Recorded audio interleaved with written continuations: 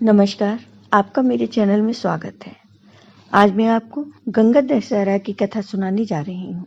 अगर आपको ये कथा पसंद आए तो कमेंट बॉक्स में हर हर गंगे जरूर लिखिए। अगर आपने अभी तक मेरे चैनल को सब्सक्राइब नहीं किया तो सब्सक्राइब कर लीजिए। साथ ही बेल आइकन पर क्लिक जरूर कीजिए, जिससे हमारे वीडियो के नोटिफिकेशन आपको मिलते रहे। हर वर्ष ज्येष्ठ माह की शुक्ल पक्ष की दशमी को गंगा दशहरा मनाया जाता है।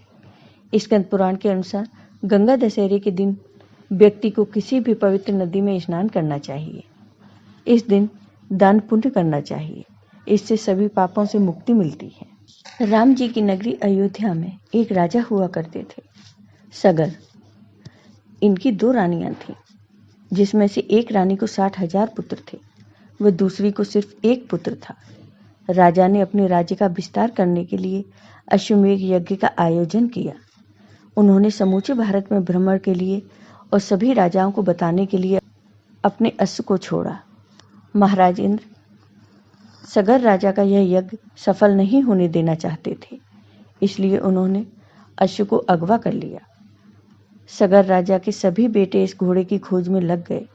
समस्त पृथ्वी में खोज करने के बाद भी अश्व का कुछ पता न चला, जिसके बाद राजा ने पाताल लोक में खोज करने का हुक्म दिया। पाताल लोक में खुदाई हुई। उसी समय वहां महामुनि कपिल की समाधि लगी हुई थी, जो घोर तपस्या में लीन थे।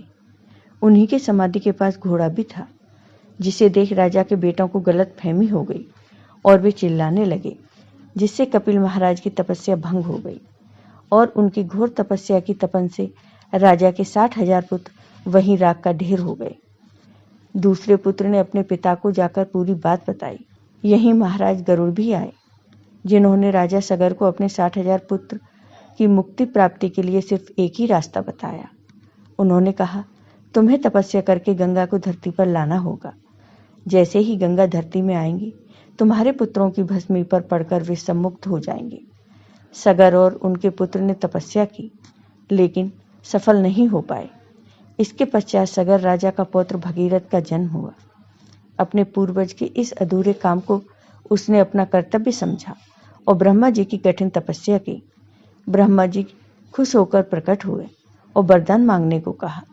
भगीरथ ने गंगा को धरती पर भेजने की मांग की, लेकिन यहाँ ब्रह्मा जी ने बताया कि धरती में इतना बल नहीं है कि वो गंगा के भार को सहन कर सके, अतः तुम्हें शिव से इसमें मदद लेनी चाहिए। वे ही हैं जो गंगा को धरती पर अपने द्वारा भेज सकते हैं।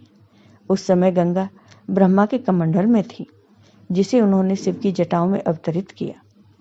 भगीरथ ने अब फिर भगवान शिव की कड़ी तपस्या की। वे सालों एक अंगूठे पर खड़े रहे। इस दौरान गंगा कई सालों तक शिव की जटाओं में ही रही। वे इसमें से निकलना चाहती थी और रसातल जाना चाहती थी, लेकिन इतनी जटिल जटाओं में वे खो ही गईं। उन्हें बाहर निकलने का रास्ता ही समझ नहीं आता था। भगीरथ की तपस्या से खुश होकर भगवान शिव ने उन्हें दर्शन दिए और वरदान पूरा करने का आश्वासन दिया। इसी के बाद गंगा जी की 7 धाराएं हिमालय के बिंदुसार से होते हुए पृथ्वी पर आईं।